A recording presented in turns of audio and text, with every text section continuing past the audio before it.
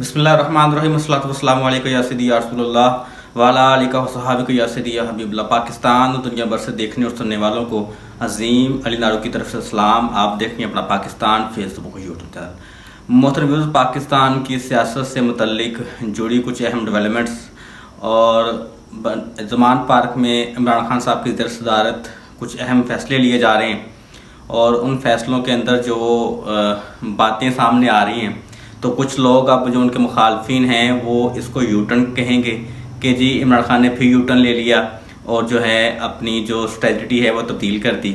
लेकिन असल में ये एक यू टर्न नहीं, ये आखिरी लम्हात में गेम पलटना इसको कहते हैं कि बाजी पलट देना। तो इमरान खान साहब ने आखिरी लम्हात में जो है अपनी जो है तमाम तर जो स्ट्रेटजी है वो तब्दील कर दी है और पीडीएम को जो है वो स्पॉन्सर करवा दिया है, क्योंकि पीडीएम इत्तेहाद ने तमाम तर जो तैयारी की हुई थी वो इसी अकॉर्डिंग की हुई थी जो इमरान खान साहब की पहले प्लानिंग चल रही थी। लेकिन आखिरी लम्हात में खान साहब ने प्लानिंग तब्दील कर ली। अब पीडीएम इत्तेहाद को भी जो है आज सर नो जो है नए सिरे से तमाम तैयारी करना पड़ेगी और तमाम फैसले करना पड़ेंगे। अब बात करते हैं आज डॉलर की, तो वो इंतहा की बुलंद तरीन सतह पर पहुँच चुका है। तो दिल परेशान भी होता है मुल्क की हालात को, मुल्क की मईशत को देख के। और इस आगडार की वो बात भी याद आती है जब वो जहाज़ में जब उन्होंने कहा कि मैं जहाज़ में बैठा और मेरी न्यूज़ कन्फर्म हुई तो मार्केट ने जो है वो काम करना शुरू कर दिया, डॉलर नीचे आना शुरू हो गया। तो अब दिल करता है कि इस आगडार को दोबारा धक्के दे के ना दोबारा इसको बंदा ज़बरदस्ती वापस पे भेज दे एवेन्यू फील्ड अपार्टमेंट और वापस बुलाए कि जी हाँ आप आओ, शायद दोबारा से जो है वो डॉलर जो है वो गिरना शुरू हो जाए और रुपया मुस्तहकम होना शुरू हो जाए। लेकिन अगर मरीम नवाज़ की बात करें तो तब वो भी ट्वीट पे ट्वीट जो है वो दागती फिरती थी कि जी इमरान खान साहब की आईएमएफ के साथ डील होगी नहीं होगी, ये भी सोच रहे हैं कि आईएमएफ के पास जाएं या ना जाएं या कर्जा लें या ना लें। लेकिन इसी 9 माह के अंदर मुल्क का जो है वो दिवालिया निकल चुका है और मुल्क तबाह बर्बाद कर दी है। अगर हम इस ट्वीट को अब देखें तो यकीनन ये मौजूदा सूरत हाल की बात करती दिखाई देती हैं, तो वो अपनी ही हुकूमत के ख़िलाफ़ जो है वो बरस रही हैं। लेकिन कुछ हमारे लफाफा सहाफ़ी जो नेपाल चले जाते हैं ऐसे हालात में, तो वाकई वो नेपाल गए हुए हैं कि जब वो इमरान खान की हुकूमत में डॉलर 1 रुपये भी बढ़ता था ना तो वो शोर मचा देते थे, तज़किया करते थे। देखें जी इमरान खान साहब की जो है वो नाकामी है, डॉलर इतना बढ़ गया, रुपया जो है वो उसकी रुपये की कदर में कमी आई है, डॉलर के कदर में इजाफा हुआ है, तो लिहाजा इमरान खान नाकाम हो चुके हैं, उनको चाहिए वो घर चले जाएं। अब उनकी भी कोई भी बात किसी तरह का तज़किया सामने नहीं आ रहा, उनकी भी एक तरह से हवा निकली हुई है और वो मंजर से गायब है। कुछ सहाफ़ी आते भी हैं तो वो ऐसा दोगला सा ट्वीट या बात करते हैं ताकि वो हुकूमत के ऊपर भी ना आए, अवाम भी खुश हो जाए जी नहीं इन्होंने बात तो की है ना। तो ये सूरत हाल है। अगर मैं अपनी पर्सनली बात करूं तो मेरे कुछ दोस्त, करीबी दोस्त जो हैं मेरे आसपास रहने वाले, वो नून लीगी हैं और नून लीग के जब इमरान खान की हुकूमत थी तो वो भी बड़े नलां थे जी इमरान खान ने ये डॉलर इतना बढ़ गया, महंगाई इतनी हो गई, गरीब अवाम जो है वो मर रही है। अब आपका तो गुजारा होता है लेकिन गरीब अवाम कहाँ से खाए पिए, इतनी इन्फ्लेशन बढ़ गई चुकी है। लेकिन अब मौजूदा सूरत हाल में वो भी बिल्कुल खामोश हैं और ये तमाम इस महंगाई का जो केयर था इमरान खान को करार दे रहे हैं। हालांकि वो 40 साल गंद जो है 3 साल में साफ़ कर दे, लेकिन 3 साल का गंद इस हुकूमत से 10 माह में साफ़ नहीं हुआ।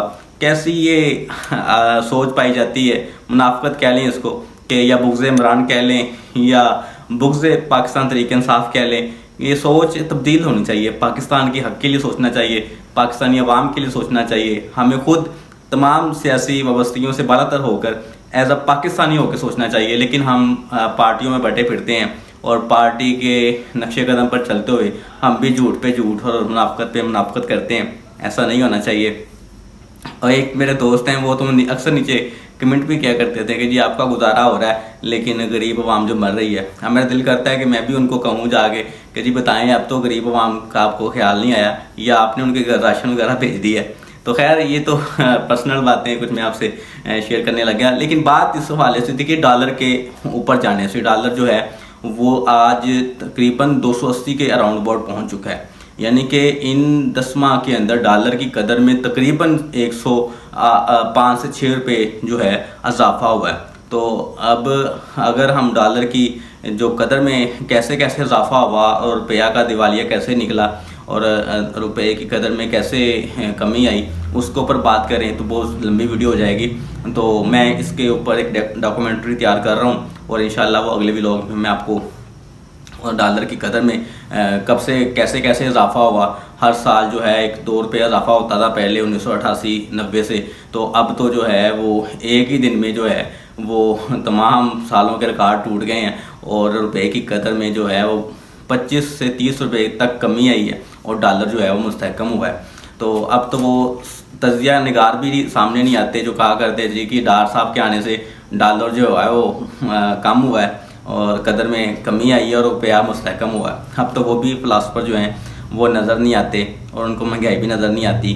खैर, आज का दिन जुम्मतुल मुबारक का दिन था और अमन कॉल भी दी गई थी मुराद सईद की तरफ से, उसके ऊपर भी बात करेंगे। लेकिन आज कोई भी सियासी गिरफ्तारी जो है वो नहीं हुई, ये एक तरह से खुशाइन बात थी। और जो गिरफ्तारियां कल हमने देखी, इमरान रियाज साहब हमारे सीनियर सहाफ़ी हैं, बहुत दलेर और नडर सहाफ़ी हैं जो हक बात के ऊपर कायल हैं। और अरशद शरीफ के बाद अगर बात की जाए तो इमरान रियाज जैसे सहाफ़ी उनकी ज़रूरत है जो हक की खातर हमारे खातर वो लड़ना और मरना जानते हैं। तो उनको भी कल गिरफ़्तार किया गया, आज उनको रिहा कर दिया गया। तमाम तर जो मुकदमात थे उनके ऊपर ये तौहीन के वो हटा दिए गए हैं अदालत की तरफ से और उनको रिहा कर दिया गया। कल शेख रशीद साहब की गिरफ़्तारी देखने को मिली और उनके ऊपर कराची के अंदर, मरी के अंदर, पता नहीं फलां कहाँ से मुकदमात दायर कर दिए गए हैं। तो ये सियासी इंतकामी कार्रवाइयाँ जो हैं इस वक्त हुकूमत कर रही है और इनको चाहिए कि ऐसा नहीं होना चाहिए। फ्रीडम ऑफ स्पीच हर इंसान को उसका हक हासिल है, मुझे भी हासिल है, आपको भी हासिल है, हमारे आइन और कानून में हासिल है कि फ्रीडम ऑफ स्पीच हर इंसानी जो जान है उसका हक है। हर इंसान का हक है कि वो अपनी आज़ादी से बोल सकता है। तो इसमें किसी की तौहीन या किसी की दिल आज़ारी नहीं होनी चाहिए। हाँ, अगर आप किसी ने बात कही है तो उसका जवाब जो है आप भी आके दे दें, लेकिन ये मुकदमात जो रवायत डाली जा रही है ये सरासर गलत है। अब दूसरी बात करें, जो है इमरान खान साहब ने जो मुराद सईद की तरफ से जो अमन कॉल दी गई वो आज काफ़ी तादाद में अवाम बाहर निकली। उसके जो विजुअल्स हम आपको अपनी स्क्रीन पर दिखा रहे हैं तो वो काफ़ी बड़ी तादाद में अवाम निकली और किसी भी सियासी पार्टी का परचम उनके हाथ में नहीं था। एक वाइट कलर का झंडा, फ्लैग, अमन का झंडा जो है, अमन की अलामत है, वो अवाम के हाथों में था और कुछ लोगों के हाथों में जो है पाकिस्तानी परचम था। हमें सियासी वाबस्तगियों से बालातर होकर अमन के लिए कोशिश करनी चाहिए। हमारा मुल्क जो है अमन का गवारा है, हम तमाम बीएंगा पाकिस्तानी, हमें अमन के लिए स्ट्रगल करनी चाहिए और इसी की आज जिंदा मिसाल हमें पंजाबी, सिंधी, बलोची, पठान, हमें जो है वो सोच से बाहर निकलना होगा। हमें बीएंगा पाकिस्तानी एक परचम के नीचे अमन और पाकिस्तानी परचम के नीचे जो है पाकिस्तान की फलाह के लिए, पाकिस्तान के अमन के लिए हमें कोशिशें करनी होगी।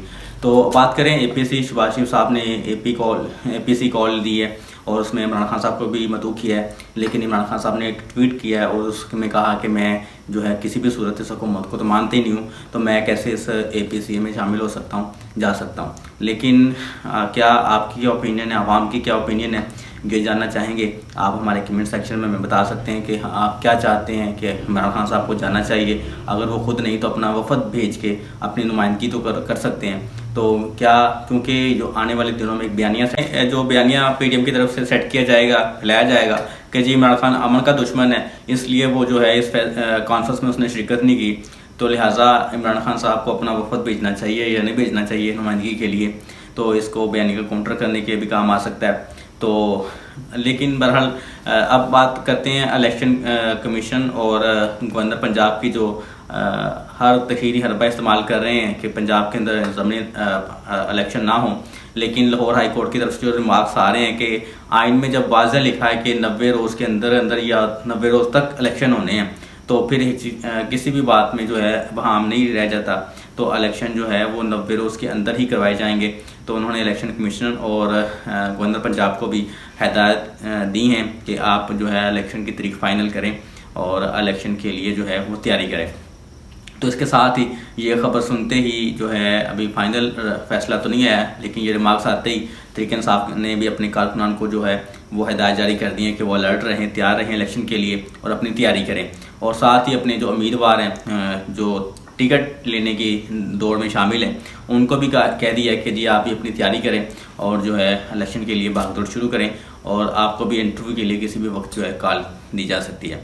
अब जब इलेक्शन होंगे सूबों के अंदर ये जनरल इलेक्शन, तो आप भी अपना जो वोट जब कास्ट करने चाहें तो ज़मीर की आवाज़ पे वोट दें, किसी भी सियासी वाबस्तगी से बालातर होकर कि जी मैं उसके ख़िलाफ़ हूँ, वो किसी भी शख्सियत के ख़िलाफ़ के तौर पे आप वोट ना कास्ट करें, बल्कि अपनी जो सोच है, जो उसका महवर है सोच का, वो सिर्फ ये रखें कि पाकिस्तान के लिए कौन सा बेहतर है और पाकिस्तान के अवाम के लिए कौन सा बेहतर है, कौन इसके मसाइल हल करने के लिए संजीदा है और कौन जो है वो इसके लिए अमल पैरा है।